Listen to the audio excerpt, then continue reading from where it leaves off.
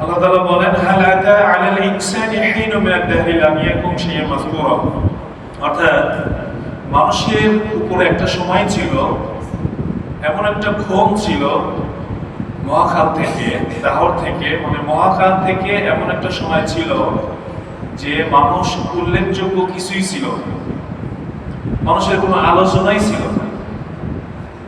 অর্থাৎ জিন, আমাদের আগে যে জিন জাতি ছিল, তখন কি মানব জাতির কোনো অস্তিত্ব পৃথিবীতে ছিল?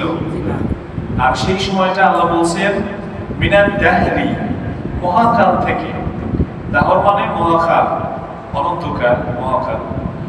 এই দীর্ঘ একটা সময় থেকে সামান্য এরকম সময় অতিবাহিত হয়েছে যে আমাদের কোনো আলোচনায় পৃথিবীতে ছিল না, মানুষের কোনো অস্তিত্বই ছিল না। তো এখানে একটা বিষয় যে মর্যাদা আর অস্তিত্ব কিন্তু এক জিনিস নয়। হাদিসে আসছে দুটো মত, সর্বপ্রথম সৃষ্টি হলো আমাদের রাসূল, এবং আর একটা মত আসছে যে কলম। তো রাসূল সাল্লাল্লাহু আলাইহি ওয়াসাল্লাম দুনিয়াতে আসার আগে ওনার দুনিয়ার যে অস্তিত্ব, এরকম অস্তিত্ব কি ছিল? এরকম অস্তিত্ব ছিল না। তো এটাই বলা হয়েছে মানুষের উপর কি এমন কোনো ক্ষণ আসেনি যে তারা উল্লেখযোগ্য কোনো কিছুই ছিল না। আল্লাহ তাআলা জিন জাতির ধ্বংসের পরে তাদের অস্তিত্ব মানে পুরোপুরি ধ্বংস হয় নাই, পৃথিবী থেকে তাদেরকে যতটুকু আল্লাহ চাইছেন ধ্বংস করার পরে ফেরেশতাদেরকে বললেন আমি পৃথিবীতে আমার খলিফা সৃষ্টি করতে চাই। এইখান থেকে আমাদের সূচনা, এখান থেকে কি আমাদের সূচনা। এরপর আল্লাহ তাআলা বলেন ইন্না খালাকনাল ইনসানা মিন নুতফাতিন আমশাজ, নিশ্চয় আমি মানুষকে সৃষ্টি করেছি মিশ্র শুক্রবিন্দু থেকে। এখানে মানুষ সৃষ্টির আল্লাহ একটা বলেছেন যে মানুষকে তিনি কিভাবে সৃষ্টি করেছেন, সেটা হলো মিশ্র শুক্রবিন্দু থেকে, অর্থাৎ পুরুষের শুক্রাণু এবং মেয়েদের ডিম্বাণুর মিশ্রণে কি হয়, মানুষ সৃষ্টি হয়। তো প্রথম মানুষকে আল্লাহ তাআলা নিজে হাতে ওভাবে তৈরি করেছেন। এরপরে হাওয়া আলাইহিস সালামকে তার থেকে তৈরি করেছেন। ঈসা আলাইহিস সালামকে পুরুষ ব্যতীত আল্লাহ সৃষ্টি করেছেন। কিন্তু রেগুলার যে মানুষ সৃষ্টি, সেটার কথা এটা বলছেন আল্লাহ তাআলা আমি মানুষকে সৃষ্টি করেছি মিশ্র শুক্রবিন্দু থেকে, মিশ্র থেকে আর কি। নাবতালিহি ফাজআলনাহু সামিয়াম বাসীরা, আল্লাহ তাআলা বলছেন আমি তাকে পরীক্ষা করব, সুতরাং আমি তাকে বানিয়েছি শ্রবণ দৃষ্টি সম্পন্ন, শক্তি সম্পন্ন এবং দৃষ্টি শক্তি সম্পন্ন। অর্থাৎ আল্লাহ তাআলা মানুষকে বিবেক বুদ্ধি দিয়েছেন, ভাষা দিয়েছেন, শ্রবণ শক্তি দিয়েছেন। এগুলো দিয়েছেন কেন? আল্লাহ তাআলা মানুষকে কি করবেন? পরীক্ষা করবেন। তবে এখানে যেটা মানে ভাবার্থ সেটা হলো যে আল্লাহ তাআলা মানুষকে ভালো মন্দের পার্থক্যের জ্ঞান দিয়েছেন। কারণ দৃষ্টি শক্তি পশুদেরও আছে, শ্রবণ শক্তি কারো আছে, পশুদেরও আছে। তাফসীরে এটাই আসছে যে আল্লাহ তাআলা মানুষকে ভালো মন্দের জ্ঞান দিয়েছেন, কেননা মানুষকে তিনি পরীক্ষা করবেন। এই জন্যই সত্য মিথ্যার পার্থক্য করার জ্ঞান আল্লাহ তাআলা দিয়েছেন। এবং ইসরা সূরা বারাতেও আছে আল্লাহ তাআলা মানুষকে জ্ঞান মধ্যে আছে, সাব্বিহ ইসমার মধ্যে আছে। তো এইভাবে আল্লাহ তাআলা মানুষকে ভালো মন্দের কি দিয়েছেন? জ্ঞান দিয়েছেন, কারণ মানুষকে তিনি পরীক্ষা করবেন। সূরা মুলকের মধ্যেও আছে আল্লাযী খালাকাল মাউতা ওয়াল হায়াতা লিয়াবলুয়াকুম আইয়ুকুম আহসানু আমালা, আল্লাহ তাআলা মানুষের জন্ম এবং মৃত্যু সৃষ্টি করেছেন পরীক্ষা করার জন্য যে আমলে কে উত্তম। ইন্না হাদাইনাহুস সাবিলা ইম্মা শাকিরা ওয়া ইম্মা কাফুরা, আল্লাহ তাআলা বলেন আমি তাকে অর্থাৎ এই মানুষকে পথ প্রদর্শন করেছি, অতঃপর কেউ কৃতজ্ঞ হয় আর কেউ অকৃতজ্ঞ হয়। তাহলে আল্লাহ তাআলা মানুষকে পথ দেখিয়েছেন, পথ প্রদর্শন করেছেন। তো কেউ আল্লাহর সাথে কুফরি করে পথ হারা হয়ে যায়, পথ থেকে দূরে সরে যায়, আর কেউ কি করে? কৃতজ্ঞ হয়, সঠিক পথে চলে। ইন্না আ'তাদনা লিল কাফিরিনা সালাসিলা ওয়া আগলালা ওয়া সাইরা, আল্লাহ তাআলা বলেন আমি কাফেরদের জন্য প্রস্তুত করে রেখেছি শেকল, বেড়ি এবং প্রজ্বলিত আগুন। যারা কাফের, যারা কুফরি করে, সত্য পথ জানার পরেও যারা সে পথ থেকে দূরে সরে যায়, আল্লাহকে অস্বীকার করে, আল্লাহ তাআলা সেই কাফেরদের জন্য প্রস্তুত করে রেখেছেন শিকল এবং আপনার বেরি আর হলো প্রজ্বলিত আগুন। আমরা সূরা ইয়ার মধ্যে পড়েছিলাম, আমরা সেখানেও হাক্কর মধ্যেও আল্লাহ তাআলা শিকলের কথা বলেছেন। তো বেরি পরানো হবে, দুনিয়াতেও আমরা দেখি যে মানুষকে বেরি পরানো হয়, পায়ে বেরি পরানো হয়। তো জাহান্নামীদেরকেও শিকল পরানো হবে, বেরি পরানো হবে, অতঃপর প্রজ্বলিত আগুনের মধ্যে কি করা হবে? নিক্ষেপ করা হবে। তো এই কয়েক আয়াত থেকে আমরা যেটা বুঝলাম যে আল্লাহ তাআলা আমাদের কিন্তু ভালো মন্দের কি দিয়েছেন? জ্ঞান দিয়েছেন। অতএব যে ভালো পথে চলবে তাকে আল্লাহ তাআলা পুরস্কৃত করবেন, যে মন্দ পথে চলবে তাকে আল্লাহ শাস্তি দিবেন। ইন্নাল আবরারা ইয়াশরাবুনা মিন কাসিন কানা মিজাজুহা কাফুরা। ইন্নাল আবরারা, নিশ্চয়ই যারা সৎকর্মশীল, ইয়াশরাবুনা, তারা পান করবে, মিন কাসিন কানা, এমন পাত্র থেকে যা হবে মিজাজুহা কাফুরা, কাফুর মিশ্রিত, কাফুরের। আল্লাহ রাব্বুল আলামিন সৎকর্মশীলদেরকে পান করাবেন এমন পাত্র থেকে যার মিশ্রণ হবে কাফুর। দুনিয়াতে কিছু বস্তু আছে আমরা শুধু নামের দিক থেকেই জান্নাতের নামের সাথে মিল আছে, কিন্তু এর স্বাদ, এর বৈশিষ্ট্য দুনিয়ার সাথে কি নাই? মিল নাই, ব্যতিক্রম। আইনা ইয়াশরাবু বিহা ইবাদুল্লাহ ইউফাজ্জিরুনাহা তাফজীরা। আর একটা ঝর্ণা থাকবে যেখান থেকে আল্লাহ তাআলা তার বান্দাদেরকে পান করাবেন। ইবাদুল্লাহ, আল্লাহর বান্দাগণ, ইউফাজ্জিরুনাহা তাফজীরা, এবং এই ঝর্ণা তারা যেভাবে চাইবে প্রবাহিত করতে পারবে। সুবহানাল্লাহ। জান্নাতীদের ইচ্ছা অনুযায়ী এই ঝর্ণা কি হবে? প্রবাহিত হবে। তো এখানে যে আল্লাহ তাআলা বললেন তার বান্দাদেরকে ইবাদুল্লাহ, আল্লাহর বান্দা। এখন যত মানুষ আছে সবাই তো আল্লাহর বান্দা, কিন্তু এই আয়াতে যাদেরকে আল্লাহর বান্দা বলা হচ্ছে তারা এমন যোগ্যতা সম্পন্ন যারা আল্লাহ তাআলার আনুগত্যের অধীন। সুবহানাল্লাহ। বান্দা তো মূলত তারাই যারা আল্লাহ তাআলার আনুগত্যের অধীন, হুকুমের অধীন। যারা অবাধ্য তাদেরকে যদিও সৃষ্টিগতভাবে তারা বান্দা, কিন্তু প্রকৃতভাবে তারা বান্দার মর্যাদা অর্জন করতে পারে না। তো ভাইরা আমার, এখানে সৎকর্মশীল হতে হবে, তাহলে আমরা জান্নাত থেকে পান করতে পারবো। এরপরে আরেকটা ঝর্ণা আছে, সেখান থেকেও পান করতে পারবো। আমাদেরকে একনিষ্ঠভাবে আল্লাহ কি হতে হবে? বান্দা হতে হবে। তো এখানে কিছু বৈশিষ্ট্য আল্লাহ বলছেন যে আল্লাহর বান্দাদের বৈশিষ্ট্য কি হবে। ইউফুনা বিন-নাজরি ওয়া ইয়াখাফুনা ইয়াওমান কানা শাররুহু মুস্তাতিরা। তারা পূর্ণ করে, ইউফুনা, তারা পূর্ণ করে, বিন-নাজরি, মানত। কোন মানত করলে তারা কি করে? সেটা পূর্ণ করে। ওয়া ইয়াখাফুনা, এবং তারা ভয় করে, ইয়াওমান, এমন একটি দিবসকে, কানা শাররুহু মুস্তাতিরা, যার ক্ষতি হবে সুবিস্তৃত। অর্থাৎ কিয়ামতের দিবসকে তারা কি করে? ভয় করে চলে। এখানে নজর দ্বারা দুই ধরনের তাফসীর আসছে। কেউ কেউ বলছেন আল্লাহ তাআলা ফরজ কাজগুলো করে, আর কোন তাফসীরকার বলেছেন এখানে মান্যতই উদ্দেশ্য। অর্থাৎ আল্লাহর জন্য যদি কোনো মান্যত করে তাহলে তারা সেই মান্যত পূরণ করে। এখন মান্যত, বৈধ মান্যত আছে, অবৈধ মান্যত আছে। কেউ যদি মাঝারে মান্যত করে, এটা বৈধ হবে না অবৈধ হবে? তো হাদিসে আসছে এই অবৈধ মান্যত পূরণ করতে নবীজি কি করেছেন? নিষেধ করেছেন। দুঃখজনক হলো আজকে আমরা মাঝারে মান্যত করি। মান্যত হয় শুধুমাত্র আল্লাহর জন্য। কার জন্য? আল্লাহর জন্য। কোন পীর সাহেবের জন্য মান্যত করলে এটা শিক্ষক, সে ঈমান থেকে বের হয়ে যায়। নির্দিষ্ট জায়গায় মান্যত করে, দেখেন ওই যে পাগলার মসজিদ, এটা আকীদাগতভাবে এখন এটা কুফরি হয়ে গেছে। মানুষ মনে করে পাগলার মসজিদে মান্যত করলেই কেবল কি হবে? তার আশা পূরণ হবে। নাউজুবিল্লাহ। নিজের মসজিদ, গরিব মসজিদ রেখে, বাড়ির পাশে মসজিদ রেখে সে মান্যত করতেছে পাগলার মসজিদ। তাহলে এখানে আকীদার সমস্যা আছে কিনা? সে তো বলতে পারতো যে আল্লাহ আমাদের মসজিদে আমি এই 10,000 টাকা দিব যদি আমার সন্তান হয়, বলতে পারতো না? আমি যদি সুস্থ হয়ে আমাদের মসজিদে আমি 10টা ফ্যান কিনে দেবো, বলতে পারতো না? কিন্তু সে কি করছে? আমার যদি অসুখ ভালো হয় আমি বাংলার মসজিদে গিয়ে টাকা দিয়ে আসবো না।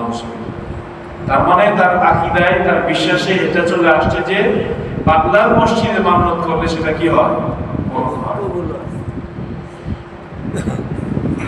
তাহলে আর বলা হয়েছে যে মানুষ সেই দিনকে ভয় করে যার ক্ষতি হবে সুবিস্তৃত। আখিরাতে যদি কেউ ক্ষতিগ্রস্ত হয়ে যায় তার মতো আর হতভাগা কেউ নাই। وَيُطْعِمُونَ الطَّعَامَ عَلَى حُبِّهِ مِسْكِينًا وَيَتِيمًا وَأَسِيرًا। আর তারা কি করে? খাদ্যের প্রতি নিজেদের আসক্ত থাকার পরেও, নিজেদের প্রয়োজন চাহিদা থাকার পরেও তারা কি করে? তারা মিসকিনকে খাওয়ায়, ইয়াতীমকে খাওয়ায় এবং বন্দীদেরকে খাওয়ায়। সুবহানাল্লাহ। তো খাওয়ানো ইসলামের উত্তম কাজ। রাসূল সাল্লাল্লাহু আলাইহি ওয়াসাল্লাম বলেন ইসলামের দুটি কাজ সর্বোত্তম। একটা হলো যে যে ক্ষুধার্ত তাকে কি করানো? খাবার খাওয়ানো। আর একটা হলো যে সালাম দেয়া। দুটো উত্তম কাজ। তো আমাদের বখিলতা অনেক ক্ষেত্রে আমরা মানুষকে খাওয়াতে চাই না, কিন্তু যারা জান্নাতে যাবে তাদের বৈশিষ্ট্য হলো তারা খাওয়াবে। সুবহানাল্লাহ। এই জন্য আমরা সবাই মানে সাধ্য অনুযায়ী মানুষকে খাওয়াবো। আপনি 1 গ্লাস শরবত খাচ্ছেন, পাশে একটা রিকশাওয়ালা দেখলেন, হ্যাঁ 1 গ্লাস শরবত খান। এভাবে আমরা টুকটাক, এটা যে বিশাল করে খাওয়াতে হবে এমন না, আমার সামর্থ্য অনুযায়ী। আমি গরিব মানুষ, আমি সেই অনুপাতে কি করবো? খাওয়াবো। তাহলে যারা জান্নাতে যাবে, যারা সৎকর্মশীল, এদের বৈশিষ্ট্য হলো তারা ইয়াতীমদেরকে খাওয়ায়, মিসকিনদেরকে খাওয়ায় এবং বন্দীদেরকে খাওয়ায়। যে ভাইরা আছে যদি জেলখানায় সুযোগ পায় বন্দীদেরকে খাওয়াতে পারবে। إنما نطعمكم لوجه الله لا نريد منكم جزاء ولا شكورا।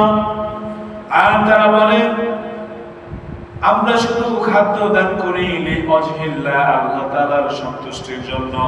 লা নুরিদু মিনকুম, তোমাদের থেকে চাই না, জাযাআ ওয়ালা শুকুরা, কোনো প্রতিদান, কোনো কৃতজ্ঞতা, কোনো প্রতিদান চাই না। আমরা আল্লাহ সন্তুষ্টির জন্য খাওয়াই, থ্যাংক ইউ বলার দরকার নাই, কৃতজ্ঞতা প্রকাশ করারও দরকার নাই। কারণ আমরা খাওয়াই কার জন্য? আল্লাহর সন্তুষ্টির জন্য। অনেকে আমরা হাদিয়ে দিই রিটার্ন পাওয়ার জন্য, এটা করা ঠিক হবে না। খাওয়াতে হবে একমাত্র কার জন্য? আল্লাহর জন্য। তাহলে এখানে কয়টা আমল আমরা পাইলাম? মান্নত যদি করি কোনো কারণে এবং সেই মান্নত যদি পূরণ হয়, তাহলে আমাদের সে মান্নত কি করতে হবে? পালন করা ওয়াজিব। পালন করা কি হয়ে যায়? ওয়াজিব হয়ে যায়। এরপরে নিজেদের সম্পদের প্রতি আকর্ষণ থাকার পরেও, খাদ্যের প্রতি আসক্ত থাকার পরেও খাওয়াতে হবে ইয়াতীমদেরকে, মিসকিনদেরকে, বন্দীদেরকে। এবং এই খাওয়ানোটা হবে শুধুমাত্র কার জন্য? আল্লাহর জন্য। তার কাছ থেকে কোনো কাজ ব্যাক করা, যে আমি খাওয়াইলাম তুমি আমার একটা কাজ করে দাও, এটা হবে না, নিঃস্বার্থভাবে খাওয়া। শুধু তাই নিয়ে তারা বলেন ইন্না নাখাফু মির রাব্বিনা ইয়াওমান আবুসান কামতারিরা। নিশ্চয় আমরা ভয় করি রবের পক্ষ থেকে এমন একটি দিবসের, যে দিবসটি হবে ভয়ঙ্কর এবং ভীতপ্রদ। এই মানুষগুলো বলে যে নিশ্চয় আমরা ভয় করি রবের পক্ষ থেকে এমন একটি দিবসের, যে দিবসটা হবে ভয়ঙ্কর ভীতিপ্রদ। এমন ভয়ঙ্কর দিবস হবে শুধুমাত্র আমাদের নবীজি ছাড়া অন্য অন্য নবীগণও হাঁটু গেড়ে বসে যাবে। কি ভয়াবহতা হবে! সূর্য মাথার নিকটে চলে আসে, আল্লাহর ছায়া ব্যতীত কোনো ছায়া থাকবে না। এমন দিবস ভাই আজকে দেখেন ভাই, কয়জন মানুষ পরহেজগার, খুঁজে পাওয়া মুশকিল। পরহেজগার মানুষ দেখাই যায়, পরিপূর্ণভাবে দিনের উপরে আছে, এরকম মানুষ খুঁজে পাওয়া মুশকিল। কি পরিমাণ যে পাপাচারিতা বেড়ে গেছে এটা বলা যাবে, বলার বাহিরে। আল্লাহ কি বলতেছেন? জান্নাতীদের বৈশিষ্ট্য, তারা বলে আমরা ভয় করি সেই দিবসে, যেটা হবে ভয়ঙ্কর এবং ভীতিপ্রদ। فَوَقَاهُمُ اللَّهُ شَرَّ ذَلِكَ الْيَوْمِ ওয়ালাকাহুম নাদরাতান ওয়া সুরুরা। সুতরাং আল্লাহ রাব্বুল আলামিন তাদেরকে সেই দিবসের বিপত্তি থেকে রক্ষা করলেন এবং তিনি তাদের প্রদান করলেন উজ্জ্বল উৎফুল্লতা। সুবহানাল্লাহ। যারা নেককার, আল্লাহ রাব্বুল আলামিন তাদেরকে সেই ভয়াবহ দিবস থেকে রক্ষা করেছেন। সুবহানাল্লাহ। এই যে বৈশিষ্ট্যগুলো যাদের আছে, আল্লাহ তাআলা তাদের কি করবেন? সেই দিবসে আল্লাহ তাআলা বিপত্তি থেকে তাদের রক্ষা করবেন। সুবহানাল্লাহ। চেষ্টা আমাদের করতে হবে। সবাই নিজেদের ব্যাপারে জানে, সবাই কি নিজেদের ব্যাপারে জানি। ওমর রাদিয়াল্লাহু তাআলা বলতেন যে তুমি তোমার আমলনামা পড়ো, কারণ তুমি তোমার ব্যাপারে কি জানো? ভালো জানো। আমরা সবাই জানি আমাদের ক্যারেক্টার কেমন। মানুষের কাছ থেকে লুকাতে পারি, কিন্তু নিজের কাছ থেকে তো লুকানো যায় না। প্রিয় হাজিরিন, যাদের মধ্যে এই সিফাতগুলো থাকবে, জান্নাতে যাওয়ার রাস্তা আল্লাহ বলে দিলেন। মানুষকে খাওয়াতে হবে, নজর করলে পূরণ করতে হবে, আল্লাহর সেই দিবসকে বাড়ি করতে হবে, মহা বিপদের দিবসকে। তাহলে আল্লাহ কি করবেন? তোমাদের রক্ষা করবেন সেই দিবসের বিপত্তি থেকে, আর তোমাদের দান করবেন ঔজ্জ্বল্য এবং উৎফুল্লতা। মানুষ নেক কাজ করলে দেখবেন চেহারার মধ্যে হাস্যোজ্জ্বল ভাব থাকে, হৃদয়ে প্রশান্তি থাকে। আর গুনাহ করলে মানুষ চেহারা থাকে মলিনতা, অন্তরে কোনো কি থাকে না? প্রশান্তি থাকে না। وجزاهم بما صبروا جنة وحريرا। আর তিনি তাদেরকে পুরস্কার প্রদান করবেন বিমা সাবারু, ধৈর্য ধারণ করার কারণে, জান্নাতান ওয়া হারিরা, জান্নাত এবং রেশমি বস্ত্র। সুবহানাল্লাহ। সবর কত বড় একটা গুণ! গুনাহ থেকে বাঁচাটা সবর। এখানে বসাটা কি সবর, নেক কাজ করাটা কি সবর। তো যারা সবর করবে, আল্লাহ তাআলা তাদের পুরস্কৃত করবেন কি দিয়ে? জান্নাত এবং রেশমি বস্ত্র দিয়ে। সুবহানাল্লাহ। ভাইরা আমার, সবর অবলম্বন করা এত সহজ কোনো বিষয় না, কঠিন বিষয়। ধৈর্য ধারণ করা কি কঠিন বিষয়, সহজ বিষয় নয়। নেক কাজের উপরে অটল থাকতে হয়। আজ আমরা কতভাবে গুনার সাথে লিপ্ত হয়ে ধৈর্যে ফেল করে গিয়েছি, সবরে ফেল করেছি। তো এই জন্য জানতে হবে, জানাও দরকার। জানলে অনেক সময় মানুষ আছে, সে ভালো মানুষ, জানা না দেখে সেটা কি করতেছে? সে অবাধ্য হয়ে চলতেছে। জানার পরে সে কি করে? সেটা ছেড়ে দেয়। টাকনুর নিচে কাপড় পরা হারাম, কবিরা গোনা। এক সময় সে জানতো না, এখন জানে, এখন আর টাকনুর নিচে কাপড় পরে না। এই বিষয়গুলো জানতে হবে। এই জন্য জ্ঞান অর্জন করা আল্লাহ ফরজ করে দিয়েছে। তাহলে ধৈর্যশীলদের আল্লাহ জান্নাত দিয়ে পুরস্কৃত করবেন। সুবহানাল্লাহ। এই ধৈর্যশীলদের জান্নাতে কি অবস্থা হবে? আল্লাহ বলেন, মুত্তাকিনা ফিহা আলাল আরাইকি, জান্নাতের মধ্যে তারা সুউচ্চ আসনে হেলান দিয়ে বসে থাকবে। সুবহানাল্লাহ। লা ইয়ারাউনা ফিহা শামসান ওয়ালা জামহারিরা, সেখানে তারা দেখবে না অতিশয় গরম, অতিশয় ঠান্ডা। জান্নাতে গরমও থাকবে না, আবার শীতও থাকবে না। মানুষ যেই পরিবেশটা পছন্দ করে, আল্লাহ তাআলা মানুষের জন্য সেই পরিবেশ সৃষ্টি করে দেবেন। সুবহানাল্লাহ। সুউচ্চ আসনে হেলান দিয়ে বসে থাকবে। আমরা তো এই ছোট থাকবো না, 60-70 হাত হয়ে যাবে। সেই চেয়ার আসন মণি মুক্তা দ্বারা খচিত, সুসজ্জিত। সুবহানাল্লাহ। সূরা ইয়াসিনের মধ্যে আসছে যে সেই দিন জান্নাতীরা তারা এবং তার স্ত্রীরা মুখোমুখি বসবে। সুবহানাল্লাহ। ইন্না আসহাবাল জান্নাতি ইয়াওমা ফি শুগলিন ফাকিহুন, নিশ্চয় জান্নাতীরা আনন্দে মশগুল থাকবে। ইন্না আসহাবাল জান্নাতি ইয়াওমা ফি শুগলিন ফাকিহুন হুম ওয়া আযওয়াজুহুম ফি যিলালিন আলাল আরাইকি মুত্তাকিউন, তারা এবং তাদের স্ত্রীগণ সুসজ্জিত আসনে সুশীতল ছায়ায় পরস্পর মুখোমুখি হেলান দিয়ে বসবে। সুবহানাল্লাহ। কত নিয়ামত, চমৎকার নিয়ামত। সেই জান্নাতে যেতে হলে আমাদেরকে অবশ্যই কি করতে হবে? এই গুণগুলো অর্জন করতে হবে। জান্নাতে গরম থাকবে না, শীত থাকবে না, নাতিশীতোষ্ণ যা প্রয়োজন সেটা আল্লাহ দিবেন। ওয়াদানিয়াতান আলাইহিম যিলালুহা ওয়া যুল্লিলাত কুতুফুহা তাযলিলা। আল্লাহ রাব্বুল আলামিন বলেন তাদের উপর সন্নিবেশিত হবে ছায়া। জান্নাতে যে বৃক্ষগুলো থাকবে তার ছায়া তাদের উপর আসন্ন হবে এবং ওই গাছের ফলমূলগুলো পরিপূর্ণভাবে তাদের আয়ত্তাধীন হয়ে যাবে। সুবহানাল্লাহ। মানে যেখানে বসে থাকবে সেখান থেকেই সে হাত দিয়ে ফল সংগ্রহ করে খেতে পারবে, নানান ধরনের ফল। সুবহানাল্লাহ। অথচ এই নাজ নিয়ামত রেখে আমরা জানি কি দুনিয়ার পিছনে কেমনে চলতেছি। এরপরে যদি বৈধভাবে হতো একটা কথা ছিল, হালাল হারাম নাই, যেভাবে পারতেছি দুনিয়া অর্জন করতেছি। নাউজুবিল্লাহ। আল্লাহ আমাদের হেফাজত করুন। আমিন। সবাই এই ফিতনার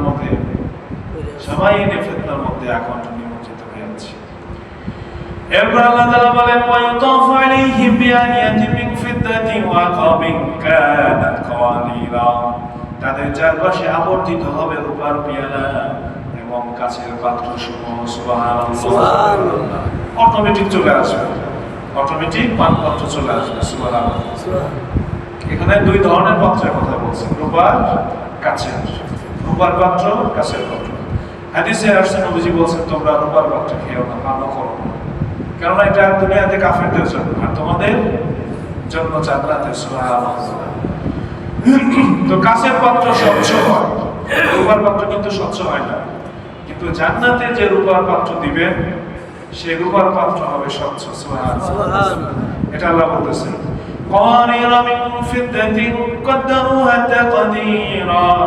সেই রূপার পাত্র হবে কাচের মতো স্বচ্ছ এবং পরিমাপকারী নির্ধারিতভাবে তা পরিমাপ করবে। যারা খেতে দিবে যার যতটুকু প্রয়োজন তাকে ততটুকুই পরিবেশন করা হবে। সুবহানাল্লাহ। কমও দেওয়া হবে না, বেশিও দেওয়া হবে না। দুনিয়াতে অনেক সময় পানি বেশি হয়ে যায়, অনেক সময় কম হয়ে যায়, কিন্তু জান্নাতে যার যতটুকু প্রয়োজন তার জন্য ততটুকুই পরিমাপ করা হবে। সুবহানাল্লাহ। আপনার প্রচন্ড তৃষ্ণা পেয়েছে, এক জগ পানি নিয়ে বসছে, অর্ধেক খাওয়ার পরে আর খেতে পারেন, আবার লাগবে 2-3 গ্লাস, দিছে 1 গ্লাস, ছোট 1 গ্লাস, খাওয়ার পরে আকাঙ্ক্ষা হয়েছে। তো জান্নাতে এরকমটি হবে না।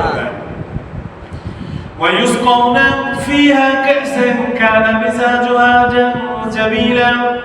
আর তাদেরকে পান করানো হবে এমন পাত্রে যে পাত্রগুলো থাকবে আদা মিশ্রিত পানীয়। সুবহানাল্লাহ।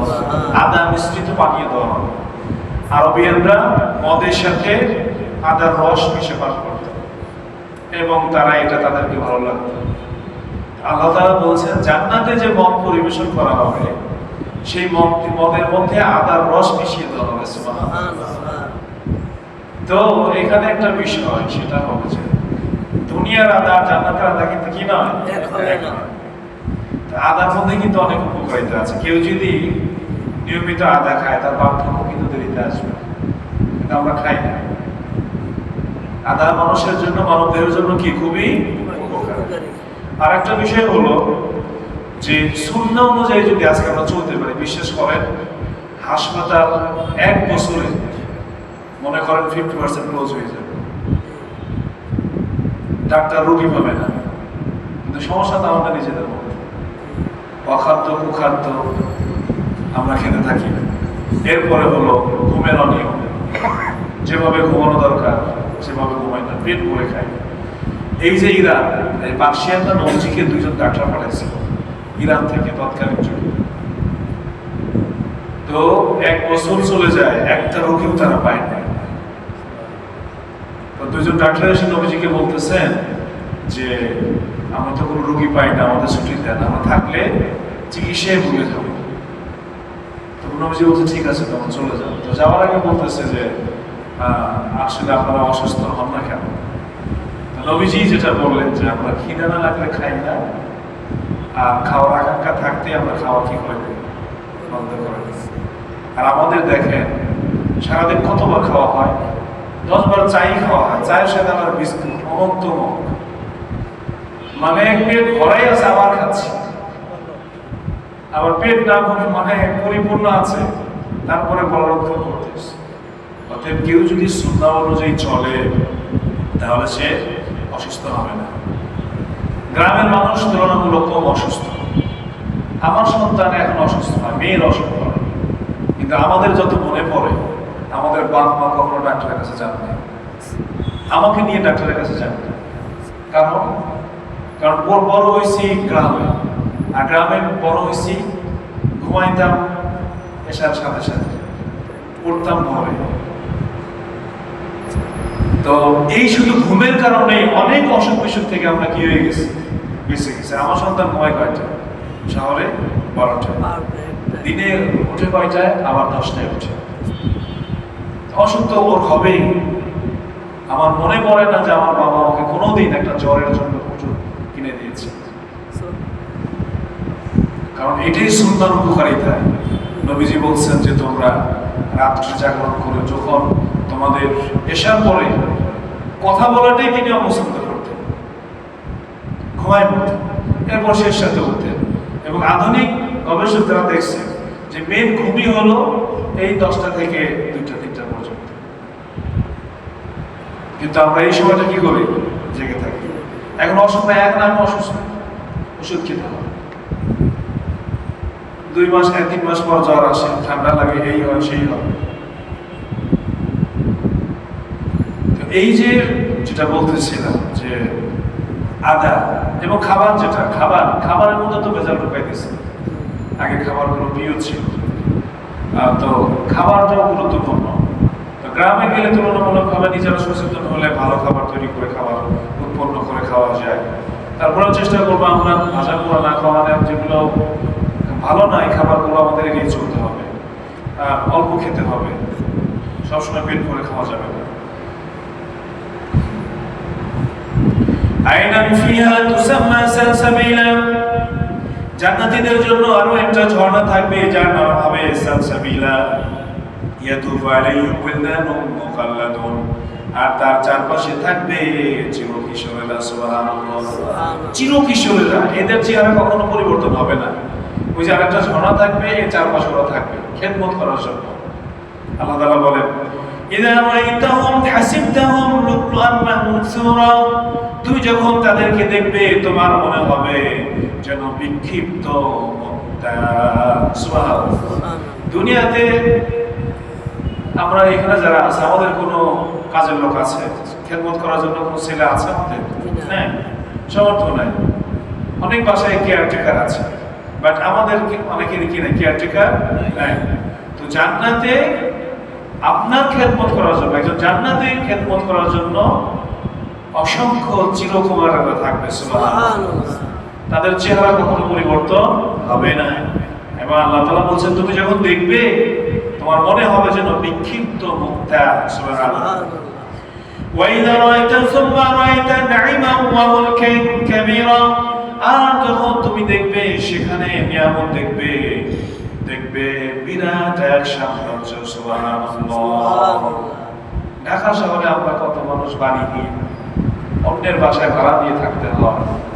জান্নাতীদের এমন বিরাট রাজত্ব আল্লাহ দিবেন। সুবহানাল্লাহ। সে ধনী হোক গরিব হোক, জান্নাতে হলেই দুনিয়াতে কেমন ছিলাম, চেহারা অসুন্দর ছিল, কালো ছিলাম, দাগ পড়া ছিল, চুল পেকে গিয়েছিল, না, জান্নাতে আপনাকে বিশাল রাজ্যের মালিক করা হবে। সুবহানাল্লাহ। আলিয়াহুম সিয়াবু সুনদুসিন খুদরু ওয়া ইস্তাবরাক ওয়া হুল্লু আসাবিরা মিন ফিদ্দাতিন ওয়া সাকাহুম রাব্বুহুম শারাবান তাহুরা, তাদের যে পোশাক দেওয়া হবে সবুজ রেশমের, মিহি রেশমের এবং মোটা রেশমের, আর তাদেরকে পরিধান করানো হবে রূপার চুড়ি। ওয়া সাকাহুম, তাদেরকে পান করাবেন তাদের রব শারাবান তাহুরা, পবিত্র পানীয়। সুবহানাল্লাহ। এই দুনিয়াতে আমাদের জন্য স্বর্ণ রূপা হারাম, কিন্তু জান্নাতে মোটা মোটা রুলি পড়বে পুরুষ মানুষ। সুবহানাল্লাহ। এখানে রূপার কথা বলা হয়েছে, অন্য জায়গায় স্বর্ণের কথা বলা হয়েছে। প্রিয় ভাইয়েরা, সোনা এবং রূপা কাছাকাছি ছিল, খুব একটা ডিফারেন্স ছিল না। 7.5 ভরি ইকুয়াল 52.5 ভরি। এইটার এই দাজ্জালি ফিতনা এটাকে কি করেছে, অনেক ইমব্যালেন্স করে ফেলেছে। কিন্তু রাসূল সাল্লাল্লাহু আলাইহি ওয়াসাল্লামের জামানায় দুটো পদার্থই কি ছিল, মূল্য ছিল। 7.5 ভরি সমান সমান 52.5, আর এখন হাফ ভরি সমান সমান 52.5। তাও না মনে, তারাও মনে করে ইন্না হাযা, শেষ হয়ে গেছে, আমরা শেষ করে দিব। ইন্না হাযা কানা লাকুম জাযাআ ওয়া কানা সাইয়ুকুম মাশকুরা। এই যে এতগুলো নিয়ামত আল্লাহ তাআলা মানুষকে দান করবেন, জান্নাতীদের দান করবেন, এটা বলতেছেন নিশ্চয় এটা তোমাদের জন্য পুরস্কার, কারণ তোমাদের প্রচেষ্টা ছিল প্রশংসাযোগ্য। সুবহানাল্লাহ, তোমাদের প্রচেষ্টা ছিল প্রশংসাযোগ্য। দুনিয়াতে কষ্ট করেছো, নামাজ পড়েছো, রোজা রেখেছো, গুনাহ থেকে বেঁচেছো, হারাম সুযোগ ছিল সেটা পরিত্যাগ করেছো। এই যে তোমরা প্রচেষ্টা করেছো, এই প্রচেষ্টা ছিল প্রশংসাযোগ্য। এই জন্য আল্লাহ তাআলা তোমাদের এই নিয়ামত দিয়ে ধন্য করবেন। সুবহানাল্লাহ। তাহলে ভাইরা আমার, বন্ধুরা আমার, ক্লিয়ার হয়ে গেল জান্নাত পেতে হলে সৎভাবে জীবন যাপন করতে হবে, আল্লাহ তাআলার অনুমত থেকে জীবন যাপন করতে হবে, সবর করতে হবে, গুনাহ থেকে সবর করতে হবে, নেক কাজ করতে গিয়েও সবর করতে হবে। ইন্না নাহনু নাযালনা আলাইকাল কুরআনা তানজিলা, নিশ্চয় আমি তোমার উপর কোরআন অবতীর্ণ করেছি পর্যায়ক্রমে। ফাসবির লিহুকমি রাব্বিকা ওয়া লা তুতি মিনহুম আসিমান আও কাফুরা।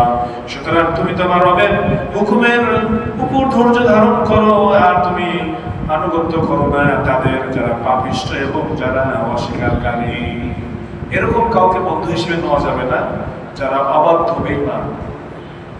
দেখেন মাগরিবের সময় সে মসজিদে ঢুকে কথা বলছিল, এটা একটা অপরাধ। আযানের সময় কথা বলতেছিল, আরেকটা অপরাধ। কত বড় অপরাধ হলে এই কাজ করতে পারে। আল্লাহ তাআলা বলছেন যে তোমরা তাদের অনুগত করো না যারা পাপাচারী এবং অস্বীকারকারী, তাদের অনুগত করো না, বরঞ্চ এদেরকে এড়িয়ে চলা উচিত। মানুষের মতো বড় নেমো খারাপ আর কেউ নাই। ইন্নাল ইনসানা লিরাব্বিহি লাকানুত। ওয়াজকুর ইসমা রাব্বিকা বুকরাতাম ওয়া আসীলা, আর তুমি তোমার রবকে স্মরণ করো সকাল সন্ধ্যায়। মিনাল লাইলি ফাসজুদ লাহু, আর তুমি সিজদা করো রাতের কিছু অংশে। ওয়াসাব্বিহু লাইলান তাওয়িলা, এবং দীর্ঘ রাত তুমি তাসবিহ পাঠ করো। তাসবিহ পাঠ করতে হবে সুবহানাল্লাহ, আলহামদুলিল্লাহ, লা ইলাহা ইল্লাল্লাহ। আমরা জিকির করি না, জিকিরের আমল বন্ধই হয়ে গেছে। জিকির নিয়ে দুই ধরনের মতামত আছে, মানে প্রত্যেকটা সেক্টরে মানে সন্দেহ ঢুকাই দিছে ইসলামের শত্রুরা। ইহুদিরা বাহ্যিকভাবে মুসলমান শাস্ত্র, এরপরে হাদিস বানাইত, দেখতো যে মুসলমান হাদিস বানাই ফেলছে, রেওয়ায়াত করত। একাকী জিকিরের ক্ষেত্রে কোনো ধরনের মতানক্য নাই, কিন্তু সম্মিলিত জিকিরের ক্ষেত্রে মতানক্য হয়ে গেছে। অনেকের মতে এটা বেদাত, সম্মিলিতভাবে জিকির করার কোনো সুযোগ নাই। একজন বিখ্যাত আলেম আমাদের কুষ্টিয়ার ডক্টর আব্দুল্লাহ জাহাঙ্গীর রহমতুল্লাহ আলাইহি মারা গেছেন অ্যাক্সিডেন্টে। আমরা মনে করি তাকে মেরে ফেলা হয়েছে। তাকে জিজ্ঞেস করছিল যে সম্মিলিত জিকির জায়েজ কিনা। তো উনি এত বিরক্ত হয়েছেন, উনি বলছেন যে গু খাওয়া কি জায়েজ, এরকম ভাবে উত্তর দিচ্ছেন। তাহলে আমরা করি না, করে উপায় নাই। কিন্তু একাকী জিকিরের ক্ষেত্রে কারো কোনো দ্বিমত নেই। সাহাবারা সর্বোচ্চ সময় কি করতেন, জিকির করতেন। এবং হাদিসে আসছে তুমি তোমার জিহ্বাকে জিকিরে এই পরিমাণ ব্যস্ত রাখো যেন তুমি জিকির করা অবস্থায় মৃত্যুবরণ করো। সুবহানাল্লাহ। মানে আজরাইল যখনই আসো তোমার জিহ্বায় যেন সে জিকির দেখতে পায়। সুবহানাল্লাহ। তাহলে আমরা পারবো না, পারবো, আমরা জিকির করার চেষ্টা করবো ইনশাআল্লাহ। যদিও শয়তান এটা করতে দিবে না, কঠিন। আপনি সুবহানাল্লাহ ঘুমানোর সময় 3 তাসবিহ পড়বেন, সুবহানাল্লাহ 33 বার করছেন না 34 বার করছেন, দেখবেন এলোমেলো হয়ে গেছে। শয়তান আপনাকে সন্দেহ করতে পারতেছে। তাহলে রাত্রে নামাজ পড়তে হবে এবং দীর্ঘ সময় তাসবিহ পড়তে হবে। দেখেন ভাইরা আমার, শহরের যে পরিবেশ, তাহাজ্জুদ গুজার পাওয়া যায় না। যত বড় আল্লাহর ওলি হোক, সে যদি রাত 12টায় ঘুমায়, তার পক্ষে আর 3টায় ওঠা সম্ভব সম্ভব না। কারণ তার শরীর এটা মানবেই না, শরীর এটা অ্যাকসেপ্ট করবেই না। তাহলে ওই ওই পরিবেশ দরকার যেখানে গেলে আসলে এই সুন্নাহ যে ঘুমানো যায় উঠানো যায়, সেটার জন্য পরিপূর্ণ পরিবেশ হলো গ্রাম। যদিও এখনো গ্রামে ফেতনা ঢুকে গেছে, শেষ পরে চলে আসছে পায়খানা আছে। إن هؤلاء يحبون العاجلة ويذرون وراءهم يوما ثقيلا। আল্লাহ তাআলা আমাদের জাতির কথা বলতেছেন, তাদের ব্যাপারে, কাফেরদের ব্যাপারে বলতেছেন, নিশ্চয় তারা ভালোবাসে পার্থিব জীবনকে আর পিছনে রেখে দেয় এক কঠিন দিনকে। যারা পাপাচারী, কাফের, বেঈমান, তারা দুনিয়াকে ভালোবাসে আর পিছনে রেখে দেয় একটা কঠিন দিবসকে। সেই দিবসটা কোনটা? কিয়ামতের দিবস। কোন দিবস? কিয়ামতের দিবস। অতএব দুনিয়াকে ভালোবাসলে কিয়ামতে কি হবে? সমস্যা হবে। দুনিয়া জাস্ট আমাদের প্রয়োজন যেটুকু সেটুকু দিতে হবে। নাহনু খালাকনাকুম ওয়া শাদাদনা আসরাকুম, নিশ্চয় আমি তোমাদেরকে সৃষ্টি করেছি, অতঃপর তোমাদেরকে মজবুত করে দিয়েছি, শক্ত কাঠামো দিয়েছি। আল্লাহ তাআলা আমাদেরকে শক্তিশালী, মানে শক্ত কাঠামো তৈরি করেছেন, হাড় দিয়েছেন, যে কারণে আমরা হেঁটে চলি। ওয়াইদা শি'না বাদদালনা আমসালাহুম তাবদীলা, আমি যদি চাই তোমাদেরকে পরিবর্তন করে দিয়ে আর একটা জাতি নিয়ে আসতে পারি।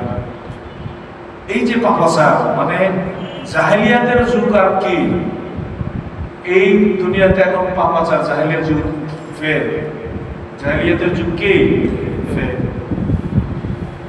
ইন্না হাযিহি তাযকিরা, নিশ্চয় এটি উপদেশ। সূরা আল-আহকাফের একটি উপদেশ, আবার কেউ কেউ বলেছেন কোরআন উপদেশ। ফামান শাআ আত্তাখাযা ইলা রাব্বিহি সাবিলা, অতএব সে যে চায় সে যেন তার রবের জন্য একটি পথ গ্রহণ করে। সুবহানাল্লাহ। এতক্ষণ আলোচনা করলাম, আমরা যদি চাই এখন সঠিক পথে চলবো, সিরাতুল মুস্তাকিম কয়টা? একটাই। সঠিক পথে আমাদের চলতে হবে, রাসূলের সুন্নাহ অনুযায়ী চলতে হবে। ওয়া তাশাউনা ইল্লা ইয়াশাআল্লাহ, আর তোমাদের ইচ্ছা ততক্ষণ পর্যন্ত পালন হয় না যতক্ষণ না আল্লাহ ইচ্ছা করেন। অর্থাৎ আমাদের ইচ্ছা হলো আল্লাহর ইচ্ছার অধীন। আমি একটা ভালো কাজ করতে চাই, যদি আল্লাহ দেন তাহলে করতে পারবো। একটা মন্দ কাজ করতে চাই, যদি আল্লাহ তৌফিক দেন ওই মন্দ কাজটা হবে, নইলে হবে না। তাহলে শাস্তি কেন? শাস্তি ওই যে ইচ্ছা করলাম এই কারণেই হলো শাস্তি। আপনি গুলি করছেন, আল্লাহ না চাইলে গুলি বের হবে না। আপনি খুন করার ইচ্ছা করছেন, আল্লাহ না চাইলে খুন হবে না। তাহলে শাস্তি কেন? আমি খুন করার ইচ্ছা করেছি, এই জন্য শাস্তি। ইউদখিলু মান ইয়াশাউ ফি রাহমাতিহি, ইন্নাল্লাহা কানা আলিমান হাকীমান, ইনশাআল্লাহ মহাজ্ঞানী প্রজ্ঞাময়। ইউদখিলু মান ইয়াশাউ ফি রাহমাতিহি, তিনি যাকে ইচ্ছা তার রহমতের মধ্যে প্রবেশ করান। ওয়াল যালিমিনা আ'আদ্দা লাহুম আযাবান আলীমা, আর জালিমদের জন্য আল্লাহ প্রস্তুত করে রেখেছেন যন্ত্রণাদায়ক আযাব।